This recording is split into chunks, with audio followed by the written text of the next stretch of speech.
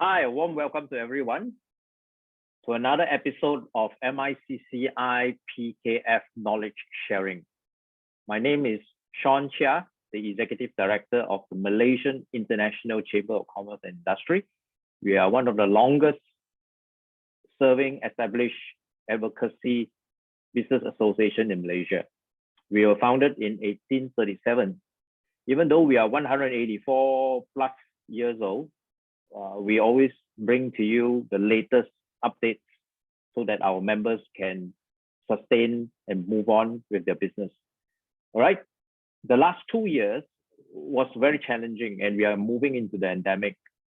The last 2 years has also seen a proliferation of the use of cloud-based apps, such as what we are doing now with Zoom. And the rapid adoption of these applications have also brought in certain challenges. And that's what the topic will be today, is the lockdown, how the pandemic has changed cybersecurity. And cybersecurity is one of those things that businesses should take cognizance of. Experiences shows, just even today, there is leakages. There was the alleged JPN, the Jabatan Pendaftaran Negara, all our citizens' details on a MyCard is available on sale on the internet. So there's a real danger there. And not only that, there are also a few of our members, large corporates, MNCs, who have experienced ransomware. There was an attack on their servers and stuff, and they are forced to scramble and to pay for unlocking their databases. So before we start, let us have some housekeeping rules. Those who are watching from Facebook, if you do have any questions, put it into your messenger, and we will try to answer them as much as we can. Those that are on Zoom, there is the chat box at the bottom where you can ask questions, and we will try to answer them as much as we can. Right. Today, we have with us Stevie Hyung. He's a director with PKF, and he's in the technology advisory. Stevie, are you ready? Yes, I am. Okay. We can't see your face. There you go. Okay, there you are. All right, over to you. The floor is yours. Take it away, Stevie. All right, thank you, Sean. All right, so let me share my screen and just feedback to me whether you see it.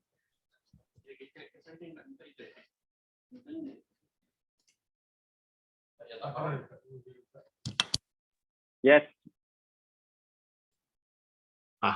Okay, I was muted. So I'm also adjusting to this new norm, as you can see. So thank you, Sean, for the introduction. For the next hour or so, I'm going to walk you guys through, and those who are participating as well in this session, this topic of how the pandemic has changed cybersecurity. So we're going to go through a few, I would say, a few contents at this time. Just a quick introduction to myself, okay? And then after that, we're going to go into what the effect of this pandemic that has lasted a bit, close to about 2+ years, and how it has changed not just cybersecurity, but the way that we live, frankly. And then what are some of the options to move forward, whether you're a SME or whether you are a larger company or a larger firm or an enterprise or an MNC. There are ways that we can actually move forward. There are options that we try to get on the table for our customers to see what is the most suitable. Yeah. So the suitable solution to cybersecurity is not always the most expensive. So, obviously we need to look into areas that are very relevant, yeah, to the business that you guys are in.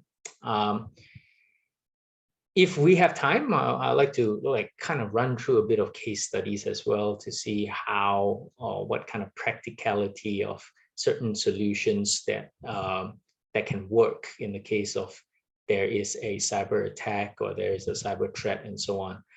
Of course, I'm not going to use customers, or I'm not going to use actual scenarios and actual names, but these are fairly relevant case studies that we have seen in our course of our advisory. Okay.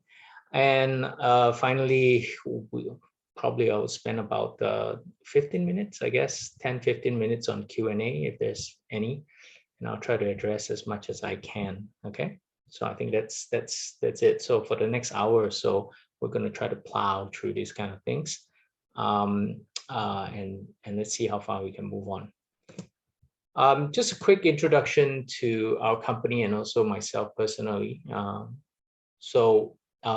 I'm Stevie, and I'm the director of PKF Advantage. We're part of the PKF Malaysia family, which is part of the global PKF network. The global PKF network is a network of accountancy firms and business advisory firms from all over the world. Okay, so we have right now close to about 500 plus offices. When I say we, I don't mean PKF Malaysia, I mean PKF overall.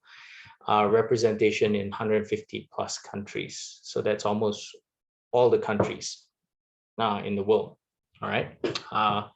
We're ranked consistently around 10 to 15 international accountancy network. And we have about 20,000 professionals across the globe. But in Malaysia, we have 5 offices. Our main HQ is in KL. We also have offices in Ipoh, Penang, Kota Baru, Sandakan, and KK. So overall, we have about 200 people under PKF Malaysia, and that's inclusive of corporate advisory, statutory audit, internal audit, tax advisory, risk and governance, and of course, my part is technology. Okay, so we have an IT advisory arm, and I am the head of that arm for PKF. Okay. Just a little bit about myself. I've been in this industry for 22 years. I started out as a mobile developer back in 2000. So that was a long time ago. I developed mobile applications back then. Back then, we didn't have the iPhone or whatnot. We only had those Nokia 5110s that had like 5 lines and so on. So the mobile application back then was very different from what we have right now. So the risks and the cybersecurity issues and all that, they were literally not so existent back then. I was in this company called Siemens. It's a telco vendor company from Germany.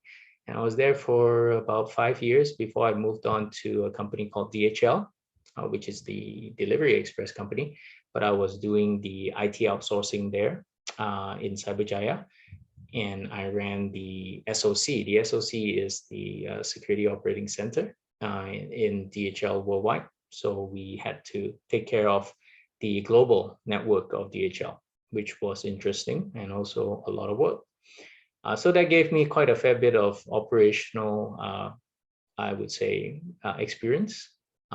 Before that, after that, then I became the head of services for this company called Blue Coat, which is a proxy/security company from the US. Back in 2010, a good friend of mine took up the majority share of PKF Malaysia, and he convinced me to join him to start the IT advisory. He is right now our senior partner. He doesn't know much about IT, but he does know that in order for PKF to move forward, he had to have an IT advisory arm, and that's where I came in. All right, so I do have a picture of myself, not the front face, but this is a picture of me 22 years ago doing development in Siemens in their development lab, which was very old. And they took a professional photo to come out in a magazine or whatnot. So that's me very young, working on mobile applications. Okay, so that's just a brief about myself. So what we are here today is to really look into what cybersecurity, what are some cyber threats there. What is the effect of the pandemic that has occurred? And what's the effect of it on cyber threats and cybersecurity overall? Okay.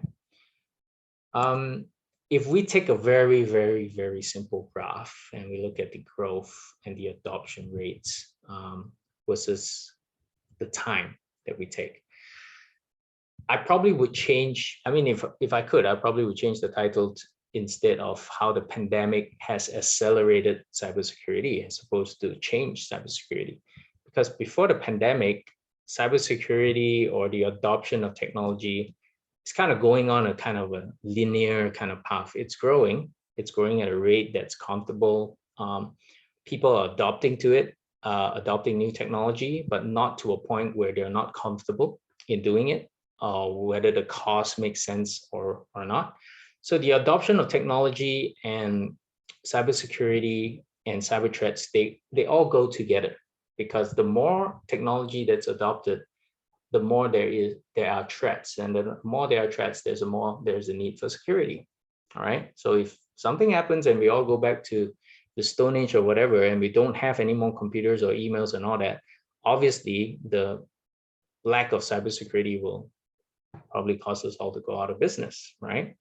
But now, because of technology being adopted in this kind of growth path, then cybersecurity is also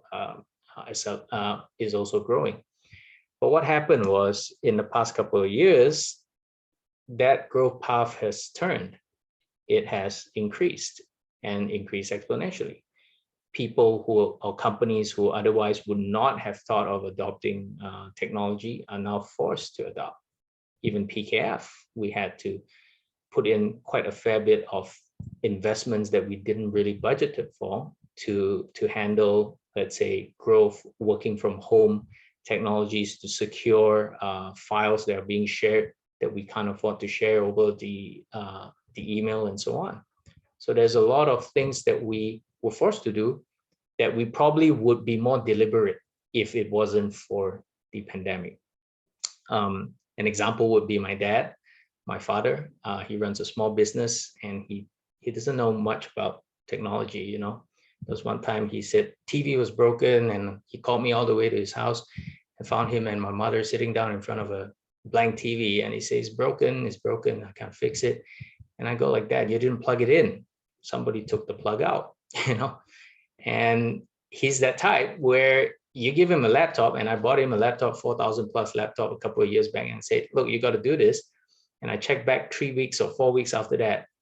And I asked him, how's the laptop?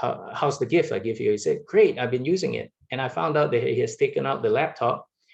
He has stuffed all his papers into the bag, and he has used the bag as his briefcase instead, and left the laptop at home. So that's my dad. But a couple of weeks into the pandemic, well, actually a couple of months into the pandemic, visited him and found out that he was on a Zoom call on his own doing a sales pitch to one of his customers. I mean, to us, that might not be a big deal, but to me, it just shocked me. And I said, wow, that's like seeing, you know, someone going to the moon, you know, because that's a big deal. And that's adoption. And I asked him, how do you do it? He said, well, you got to change. So in 3 months, he adopted into something that in the past 30 years, he probably wouldn't have. So that's a huge change. And he's not the only guy, or he's not the only company doing it. A lot of companies are also forced to go into this matter of adoption of technology and so on. But once technology is adopted, yeah, cyber crimes and cyber threats increases. And that's where cybersecurity comes in. So yeah, you know, how the pandemic has actually accelerated technology adoption, how it accelerated cyber threats, and how it accelerated cybersecurity. So to start it off, I think it's best we define, what is cybersecurity. So we take it from the NIST, the National Institute of Standards and Technology from US, there's a little bit of words on this slide, but you know, I have to use all the words because this is a definition from them. So cyberspace, the ability to protect or defend the use of cyberspace from cyber attacks. That's their definition, right, of cybersecurity. So what is cyberspace? It's a global domain. Basically, it's the internet, it's the telco, it's any connected systems. Yeah. And what are cyber attacks? These are actions that are in the cyberspace to kind of create denial effects or any attempt to gain unauthorized access to computers, or to cause basically damage or mischief. I think that would be the word for it. And basically, there's a lot of permutations of cyber attacks that's relevant for us to know. Okay, so I think some of those, as Sean has pointed out earlier, even as early as this week, it's data breaches. Now, whether it's true or not, a data breach is always a concern because we give our information to everybody.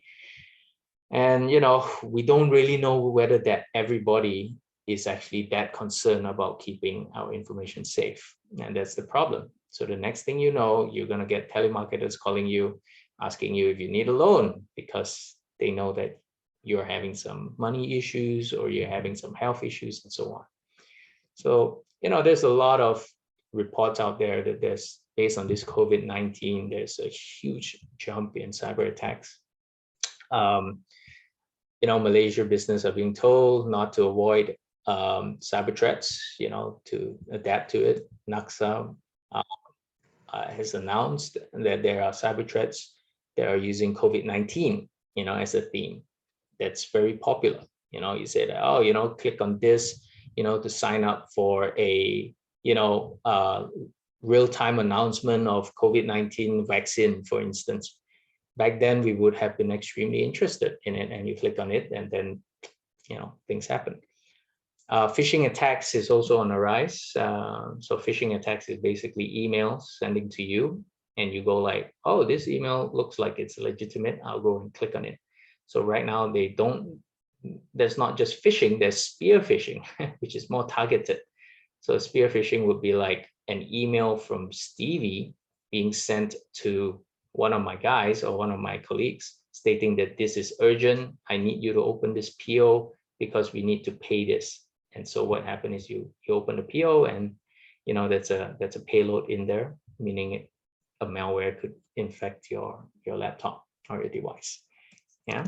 So there's going to be more cybercrime reported during the pandemic itself. So in the pandemic itself, whether it's because there's a lot of time or people have nothing much better to do, they go into a lot of activities. I would say that is not so that's not so good.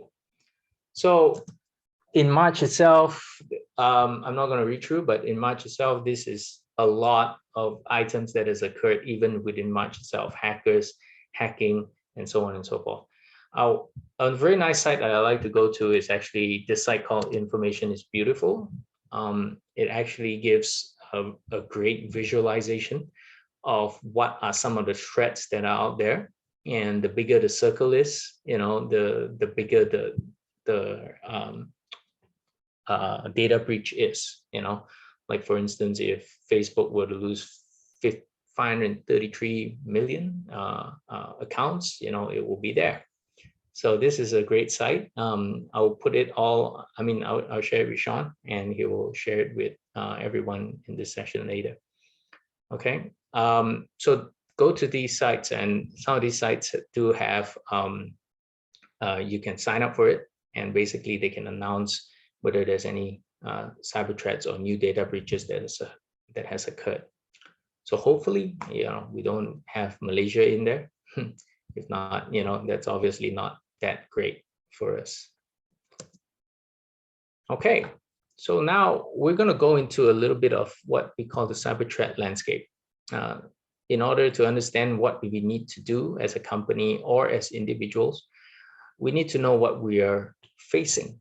Okay, we need to know what we are handling. So a cyber threat is anything that would threaten or would be dangerous to your company or even to your personal, in terms of loss of information, the loss of availability of services, and the loss of integrity of your data. Okay, so we have cybercrime, which is basically an overall definition of anything that occurs on cyberspace. All right. We do have sabotagers as well, saboteurs, industrial saboteurs that actually go in and do hacking activities or cracking activities and stop certain industrial systems as well. Fraud is also prevalent, whereby identity theft is being done. And that's why it's so important for us to understand that our information is actually a currency, and we shouldn't be giving information to anyone that wants it, right? Because identity theft is fairly important to us. Malicious code are things like viruses or malware or ransomware that enters into your computer or your servers, and they just create havoc in it. All right.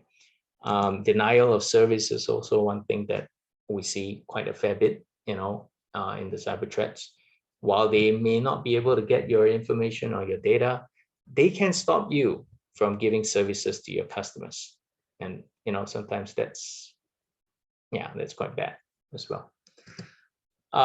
Exploiting vulnerabilities. A lot of us are running, for instance, laptops or servers that are not properly updated or not properly what we call patched. That's the word that technologies use. Patching means to stop that particular vulnerability in that particular device or application from being exploited. All right. So a lot of us don't actually update. A lot of companies might be still using old technology like Windows 7 or Windows XP, and these are all rife with a lot of exploits. All right. So that's mainly one of the main reasons how hackers are able to get access to systems. What we're seeing also a bit of rise, not so much in company, but individual, is cyber harassment. So we have is some form of cyberbullying because of social media as well. We're seeing information being kept on social media so often, and we're seeing things like comments and things like even information that's being used and mined and harvested in the social media that's causing cyber harassment. All right, so this is not something that's new, but it's also dangerous because, especially those with family, with children like myself, we have to be cognizant that there are new threats out there, that they're on the computer so much. What are they seeing? What are they talking to? Who are they talking to? And whether there's any cyber harassment or cyberbullying occurring. Intrusion. So this is where hackers actually get access into your system, and they actually change or remove information from your system. And we also see a lot of spam these days, because not so much of what is normal, but it's abnormally high because of the pandemic, and it is very convincing because some of these spams, some of these phishing is very convincing emails where even, some of us who are practitioners of security, some of us also, we're pretty impressed by some of these emails that come in, because they're so detailed and they're so convincing, So the new norm has occurred that, there's almost part of 47% of individuals, they fall to phishing scams. Phishing scams are the easiest to fall to because it's not sophisticated, and all of us are using emails. All of us are using the mobile phone.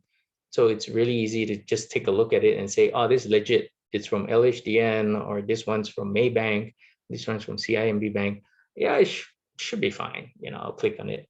And the next thing you know, that's it. All right. More than 500,000, that's the number, 500,000 globally affected by breaches between February and May 2020. All right. So these are interesting statistics because in the pandemic, we are seeing, when I say we, it means PKF as well, because we also go into clients and customers. And so a lot of our clients are also coming to us and saying, look, Stevie, we have this problem, where previously they didn't have to, because a lot of times they're in a more controlled environment, but because of the pandemic, things are being less controlled. What are causing these fresh attacks? The problem here, to a lot of our clients and a lot of customers is that the employees are working from home. Now, why is this a problem? All right, is because a lot of times the excess of information and the excess of resources of the company usually happens in a controlled environment. This is what we call within the perimeter. So imagine the company has a perimeter fence. It's like a compound, and everything is being done in it. All right. But now, because of the lockdown, because of the pandemic, people have to go out. They have to go home. So they are out of the perimeter, but they have to access resources within the control perimeter. So this is what we call working from home, remote access, and you hear all these terms like VPN, multi-factor authentication, all coming back in. So not all companies adopt security in working from home. So not a lot of companies actually take the time to invest in technologies to secure working from home, right? So again, there's extensive use of remote connection to organizational resources through VPN. VPN is what we call virtual private network. So these are accessing from Starbucks, from your house, all the way into the company resources, all right? So not only are they accessing digital resources, they're also taking home resources from the company, files to be reviewed, documents that are private and confidential, where otherwise they would come to the office to review it or to work on it. They're taking it home. Even all these transportation of private and confidential information, that's also quite concerning. Yeah. So another thing is that there is extensive use of private computers. So we no longer have that much control over the assets anymore. So right now they're using their home computers. Right now they're using their own devices. Right now they're using their, things like their laptops or iPads that are being shared with their kids and so on and so forth. So again, because of that, there's quite a lot of risk of issues like cyber attacks. The lack of security team member presence due to lockdown and quarantine. So this might be good for some. All right, they don't need to go through the IT anymore for approval and so on and so forth. And they have their own ways of doing it. They have their own installation. They're able to install their own applications and so on. So this is what we term by shadow IT. Okay, so actually they do it themselves, sort of thing. And the problem with that is because it's not regulated, a lot of things are being done on the system that otherwise would not be allowed because it introduces too much security issues. Okay. And the final one is conspiracy theories, basically, which is fueled by the account of virus. So a lot of times the email will come in and say that, we have 100% proof that the virus is actually not from this country. It is, it's created from a lab. Click here for the video, to give you all the proof you need. And because there's curiosity and there's, time that people are idle, so what happens is that we click on these, and what happened is that there's virus and malware that's being introduced. Okay.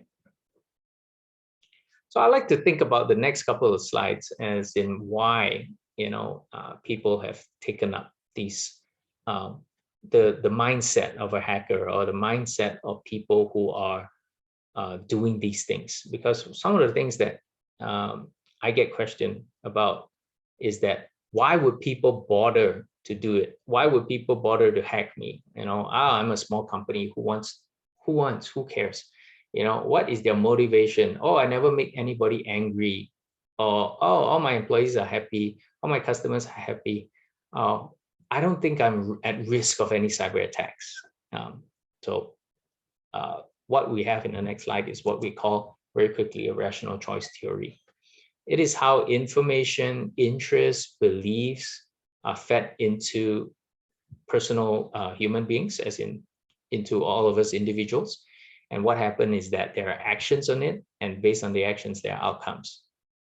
So this is the theory, is that not everybody is like you. Not everybody thinks like a manager. Not everybody thinks like an employee. The hackers or the crackers, they call it, they think differently. And so in order to understand their motivation, you need to accept the fact that they do not think like us. All right. And we have to think like them in order to predict what they may be doing next. All right. So here's just an example, just for the next 5 minutes or so, of what a rational choice theory is. You know, if a manager, and you're a manager, you get an information. Remember, it's information, interests, beliefs, actions will create those outcomes. All right. So to a manager, the information that he gets is that, oh, COVID is a short duration event when it started. Yeah, they just said, okay, we will just avoid social gatherings, we work from home and so on.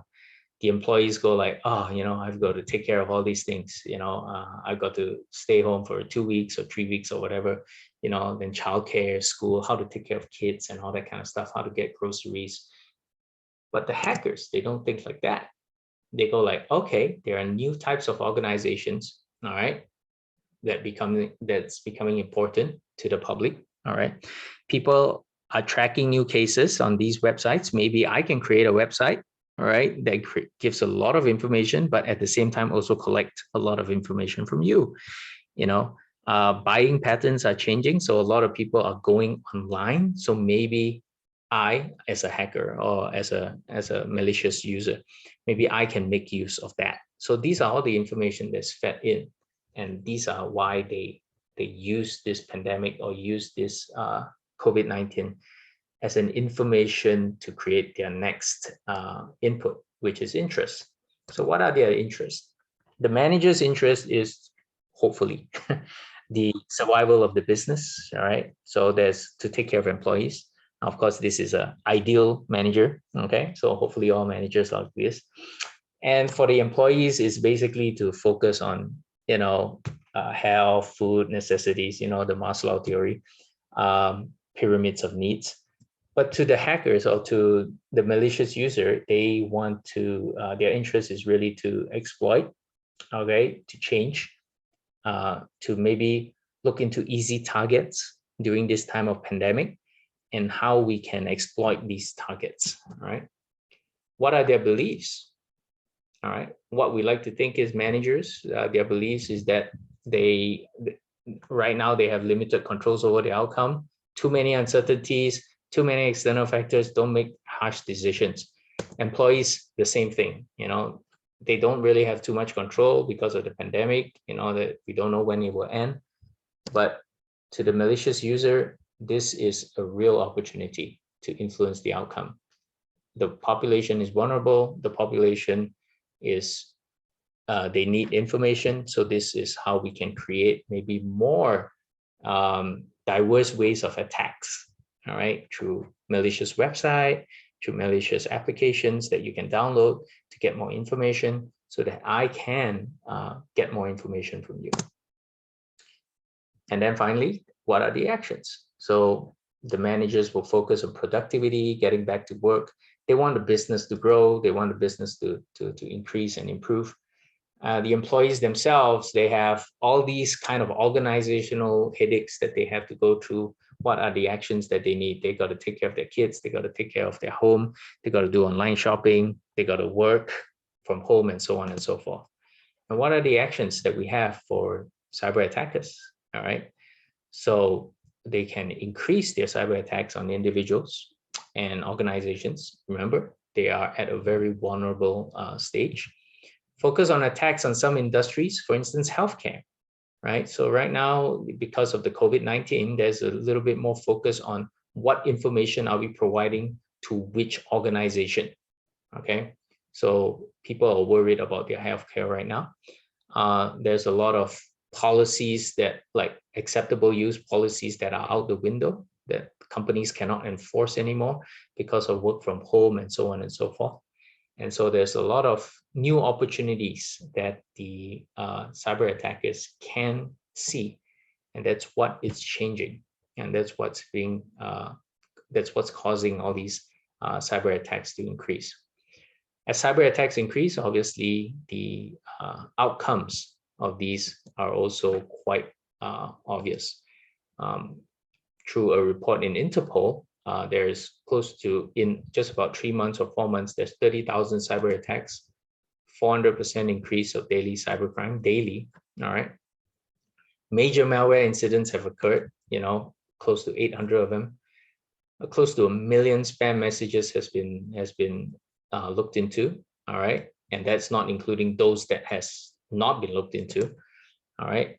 And there are close to about 50,000 malicious URL that's registered. A URL is basically your uniform resource locator.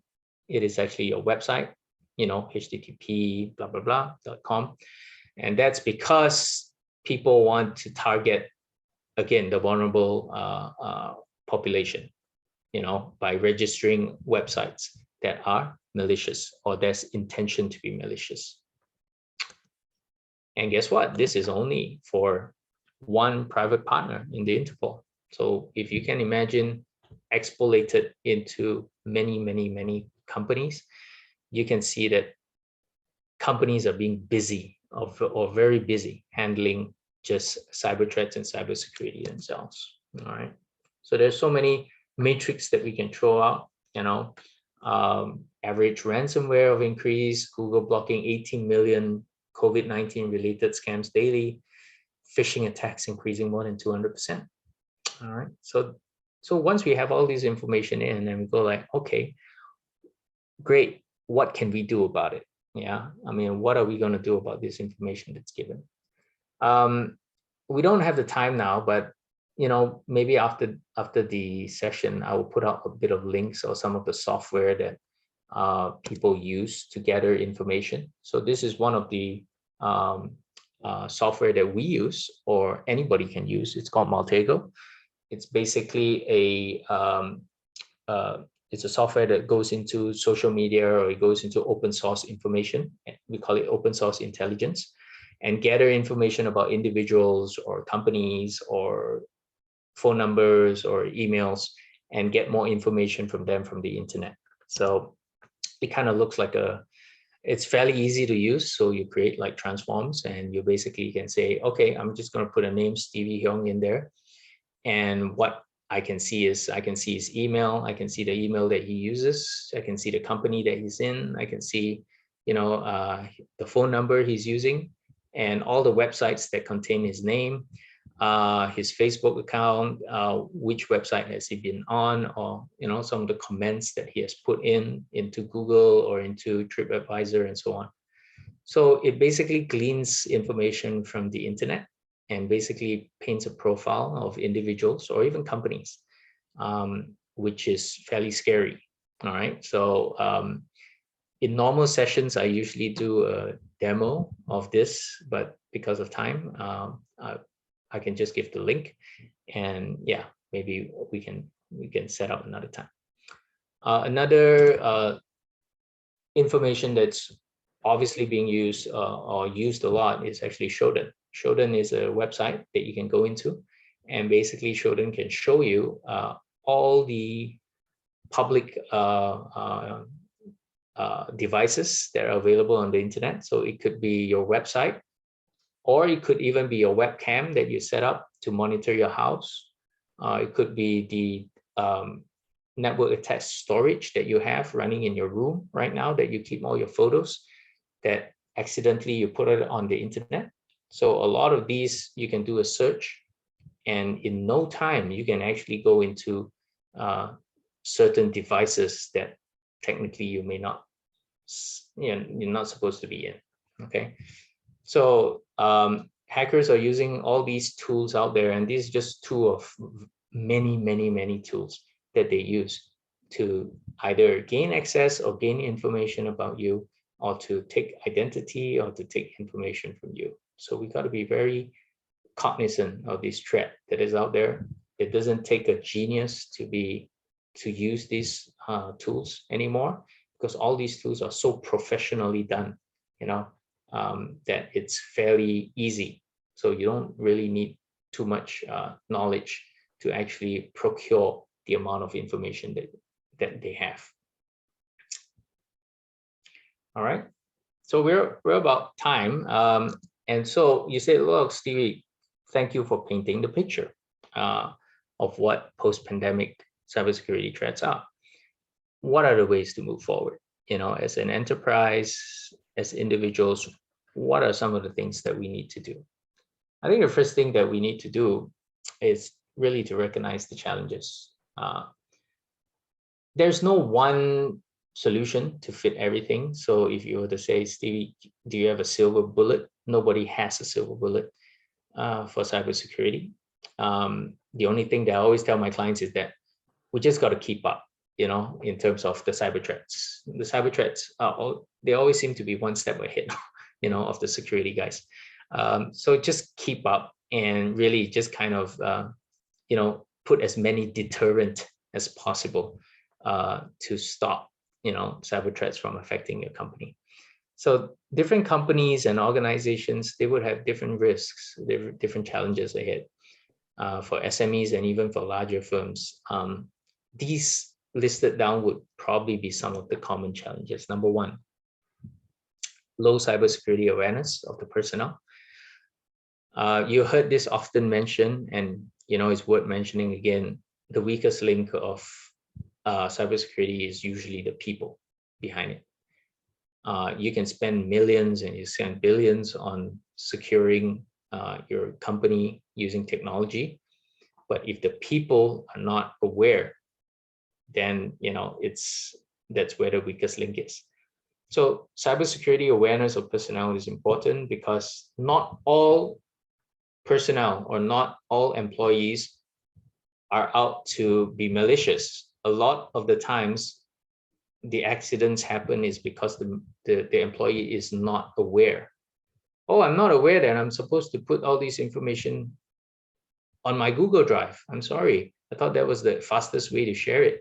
So I share it with everybody, but that link is public.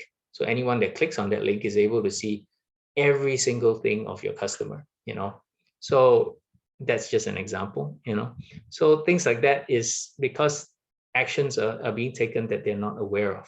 All right. So it's very important to create that awareness. Inadequate protection of critical and sensitive information. This is more technology based. We send out information and we don't bother to encrypt it. Right now, we like to send information through WhatsApp, for instance, or Skype group, and just say, look, here's all the proposal that you need. Here's all the agreement, the SLA agreement, and we just send it all like that. Or just send it out through email without thinking about who is on that thread of emails. So inadequate protection of sensitive information. We need to classify our information properly. We need to know what is public, what is private. Like for instance, in this slide, you'll see that it's noted as a public distribution. So we're okay. Anything in this slide is fine, but we also have slides that are internal use or private and confidential. Yeah. The lack of budget. This is not really a COVID issue. This is forever been there, but yeah, there's always this challenge of, adapting the budget to what is needed. Not everybody can afford that $800,000 security appliance, Other issues are lack of ICT cybersecurity specialists. So your company may not have enough resources to handle it, or your IT personnel may be too overloaded at this moment. Lack of suitable cybersecurity guidelines. So we may have a lot of policies and procedures. So we go into a lot of our companies, a lot of our clients, and they say, we got a lot of policies, but there's not really a lot of policies addressing information security. So from there, then they have to set it up all over again. And like what I said, now, because of the COVID, because of the pandemic, there's proliferation of shadow IT, all right? That's a shift of work in ICT environment out of the company's control. So the IT people have less control right now, less visibility over a lot of things. And low management support. Now, I don't like to blame management as a whole. I am management myself. But in essence, there's a lot of lack of understanding from some parts of the management in saying, this is a cost center to us, we're not going to invest too much into IT. This will pass, we will bring everybody back in, we don't have work from home anymore, and so on and so forth. But the whole idea here is that the whole landscape has changed because of the pandemic. All right, so management has to understand that. The remediation needs to be people, process, and technology. I'm not a big fan of throwing technology or throwing solutions right off the bat to our clients, because there could be other ways to address their issues. There could be process change. There could be re-engineering of certain processes that don't require investment in technology. I'm not saying not to invest in technology, but I'm saying to really recognize what is needed first and see whether that can be changed internally by people, by process, and then by technology. All right. So very quickly, here are some of the ways that we can address the challenges of people. Number one, surprise, surprise, awareness training. So conduct awareness training. Now, whether it seems effective or not, but conduct it. All right.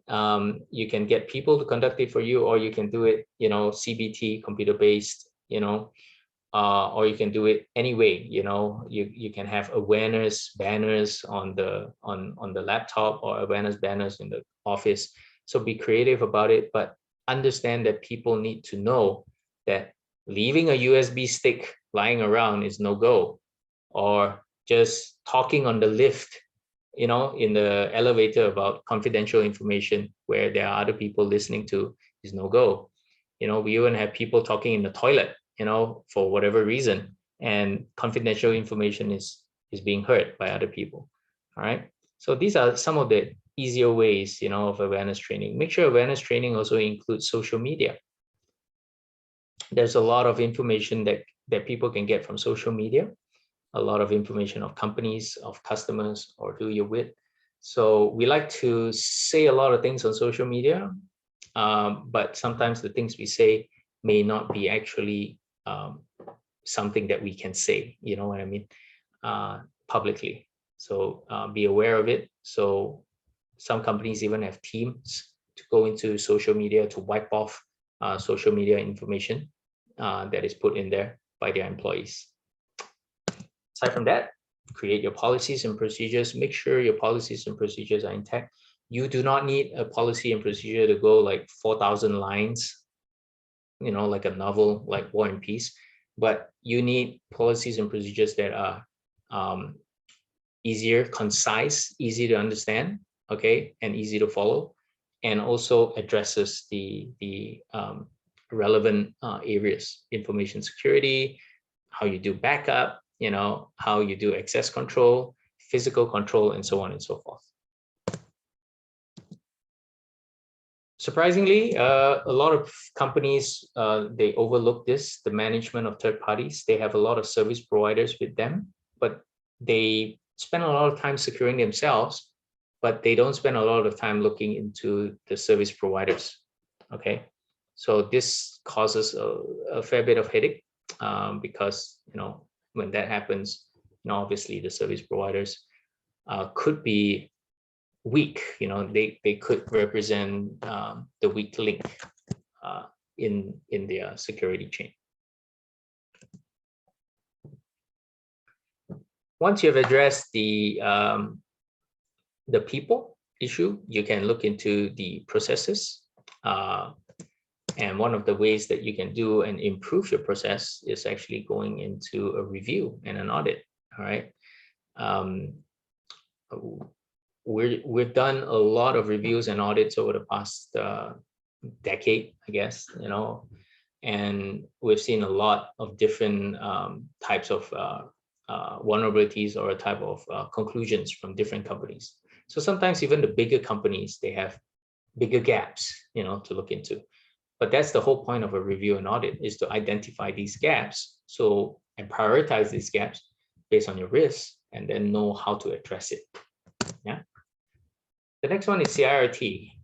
That's computer information and response, incident and response. Okay.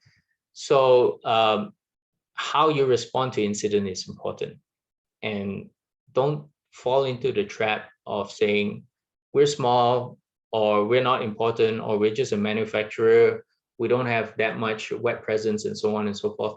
Nobody's going to attack us, you know. So the smaller you are, sometimes the easier target you become, because they know for sure you don't have any regulation.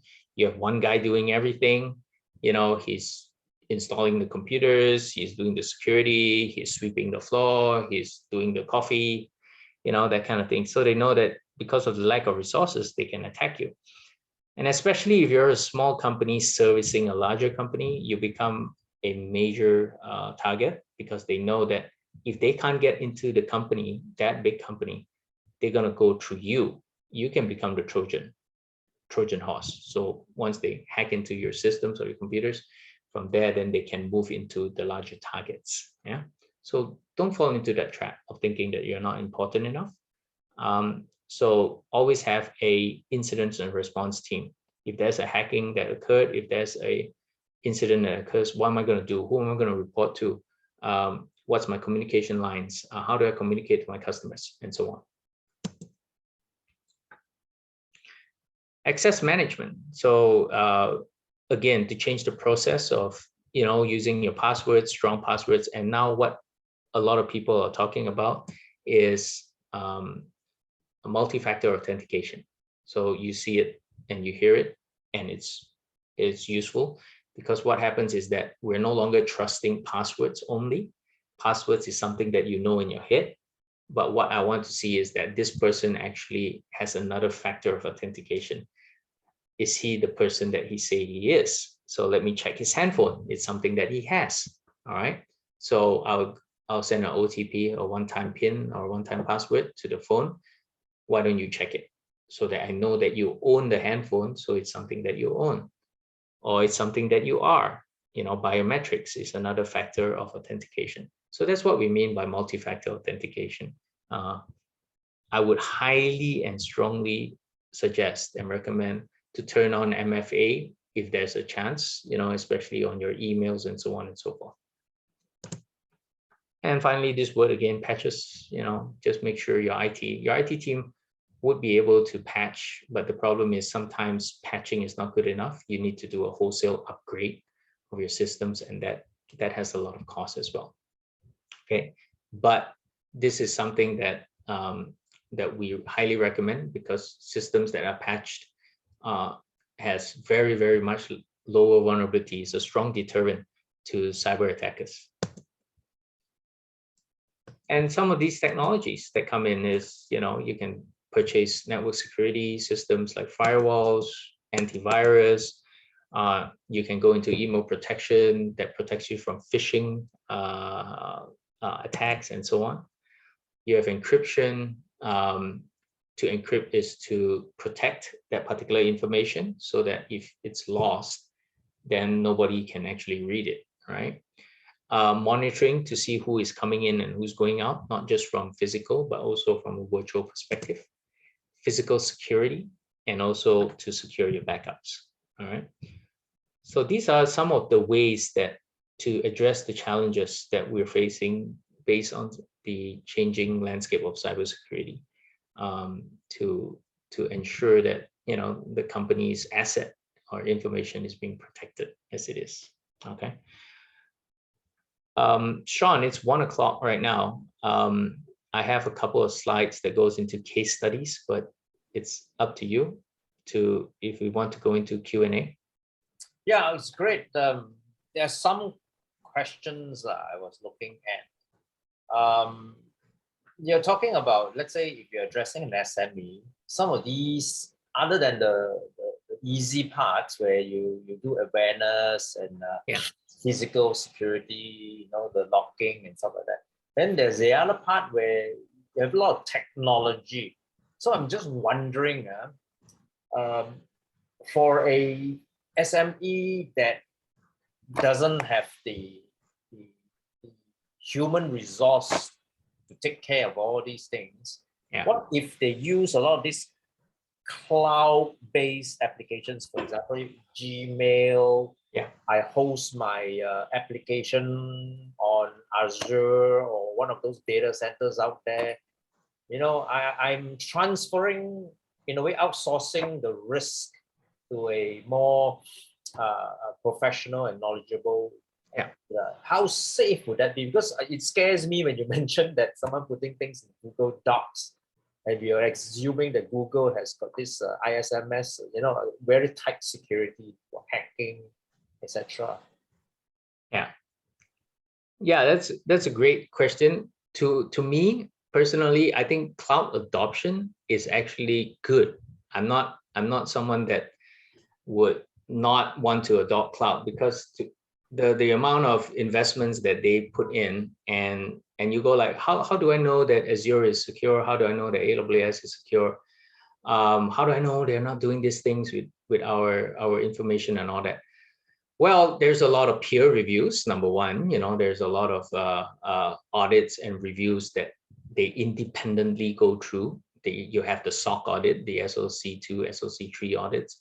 You have the PCI DSS, you have the ISMS, you have the NIST 800s, So there's a lot of, the reason of all these reviews and audits are because to give I won't say to give the semblance of safety, but also to give the assurance that these technology has implemented certain security standards. Now, of course, if you were to ask me, are you 1 billion% sure that nothing is happening in there?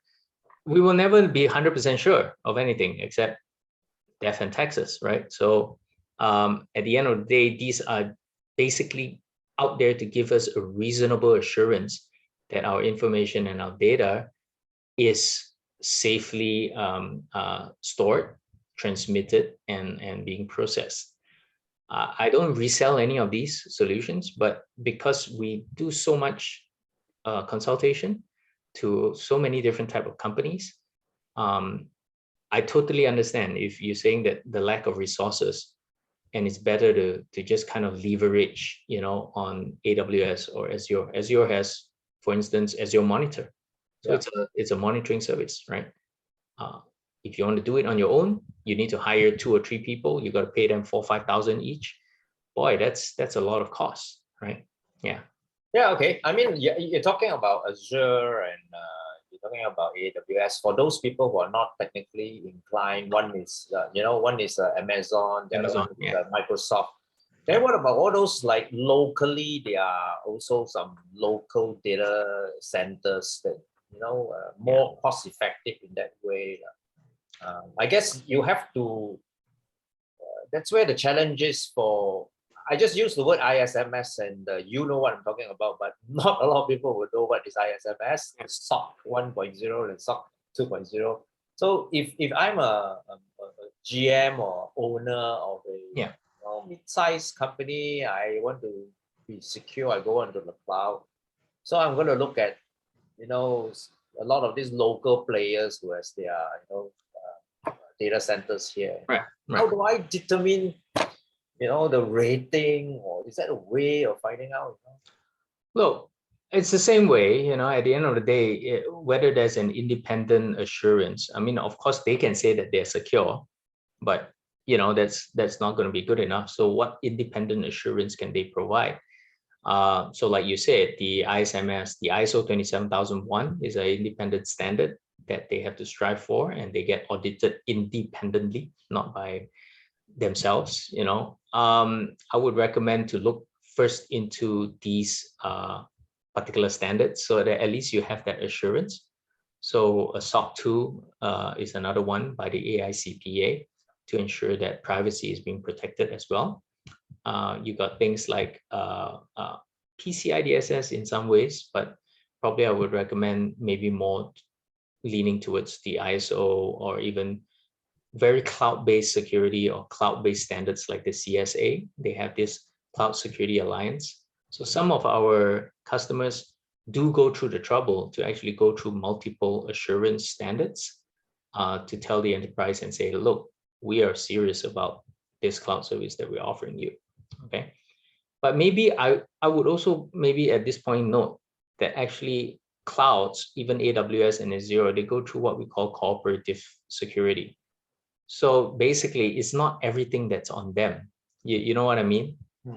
Like the example I give you just now of the company, it sounds like a real company actually, but so I'm not going to say much. But of this company that actually accidentally put in the private and confidential Excel sheet as a Google sheet and shared it. Now that person obviously wanted to share it in a closed loop to like authorized person. But because of the lack of skill or the lack of technology or awareness, he or she accidentally shared it as a global link.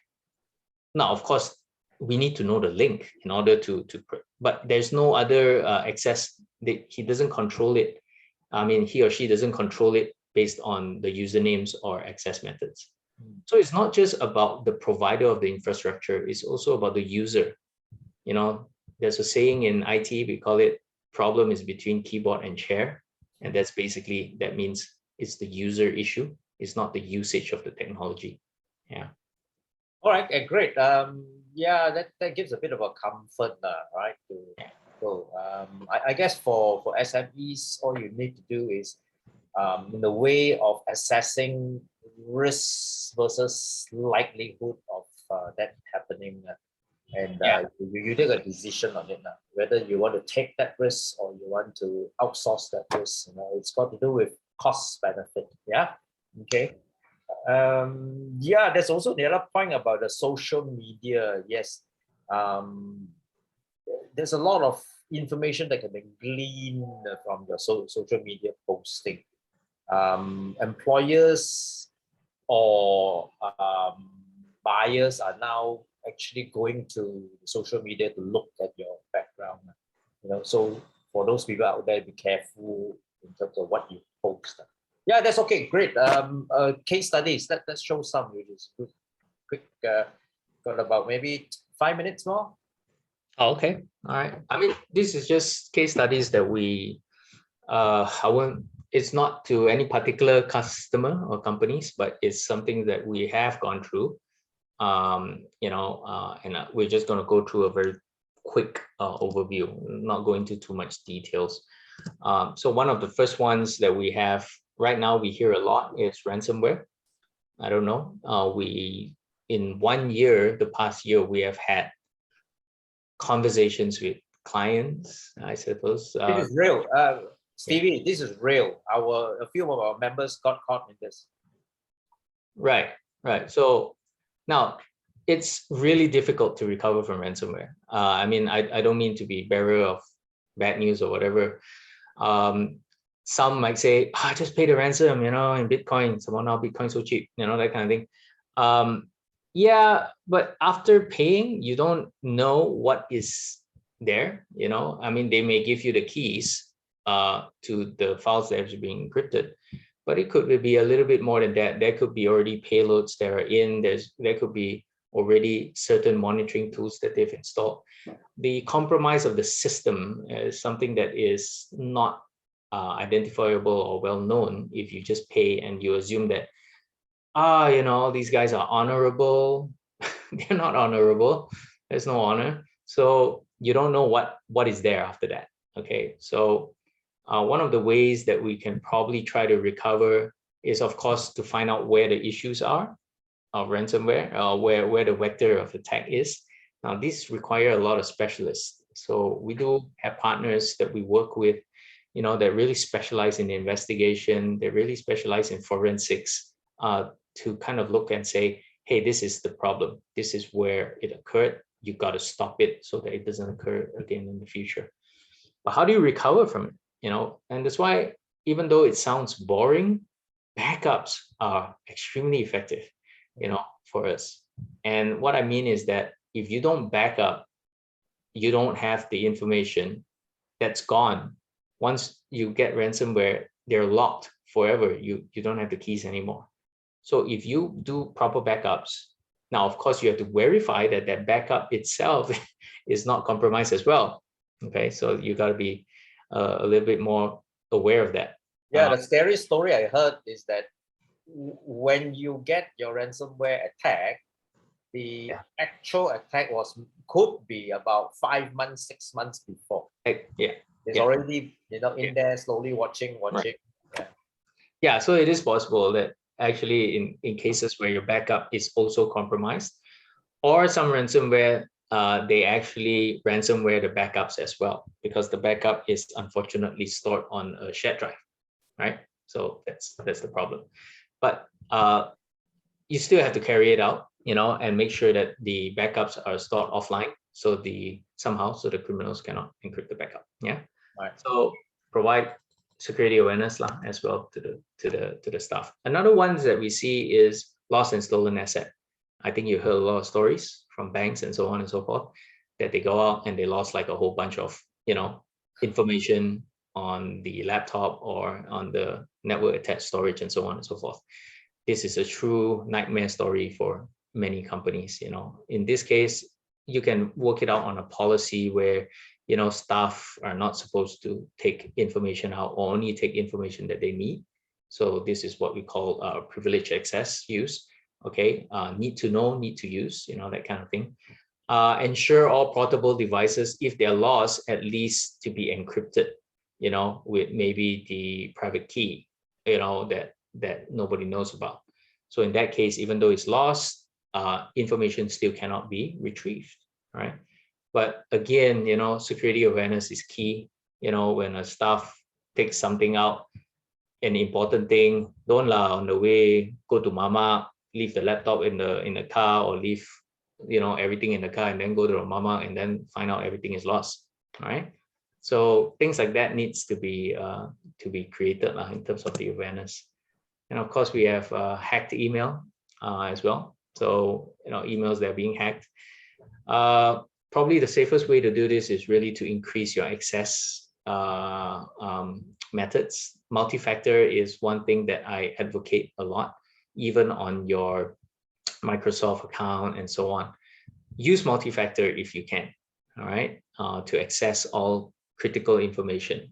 Without multi-factor, you open yourself up to a lot of issues. All right.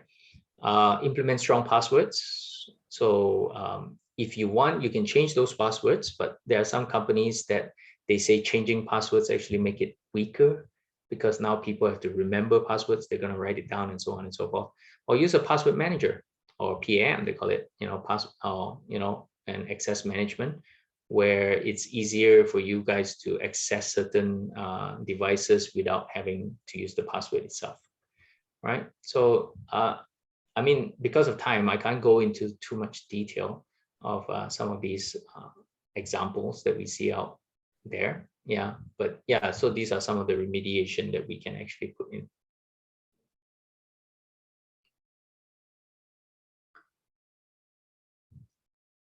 Is there any more questions, Sean? Nope, that's all. I don't see any more. Okay, quite comprehensive. I guess the simplest and lowest hanging fruit is do some backups, some physical processes, and if you can, probably use a third-party data center for some of your key processes. Then you can outsource a lot of your risk to another party. Yeah, and how to evaluate? You need to, word of mouth, or dig around a bit, spends a little bit of effort. Okay, right. Okay, so we are about 1.5 hours. So before we end this, Stevie, I thought maybe I've already preempted you with some of the takeaways. Final messages, takeaway from this session? Oh, my takeaway is basically the pandemic has caused that particular acceleration of adoption, and that's not going to change. All right. So because of that, companies such as us, we got to make decisions faster. I'm talking even myself in PKF. We got to make decisions faster to adopt technologies that otherwise we would have deliberated or we would have delayed in adopting. All right, because it's not going anywhere. Because at the end of the day, these cyber threats are going to grow, and they're going to grow, and they're going to grow, and it's going to get worse. All right. The entire virtual environment or the virtual industry, there's going to be so many in the next 2 or 3 years. There's going to be so many options for companies to take into. If we go into any technology without knowing what the threats or what cybersecurity plans that we have, then we're basically opening ourselves to the loss of information, the loss of reputation, and basically the loss of business. So we got to keep cybersecurity as part of the agenda in the decisions that we're making for our technology needs. Okay, right. Thank you very much. And for everyone who's watching this, stay tuned for more MICCI knowledge sharing, especially with PKF. There's also a lot of other webinars on board. So keep a lookout and see you next time. Goodbye. Thank you.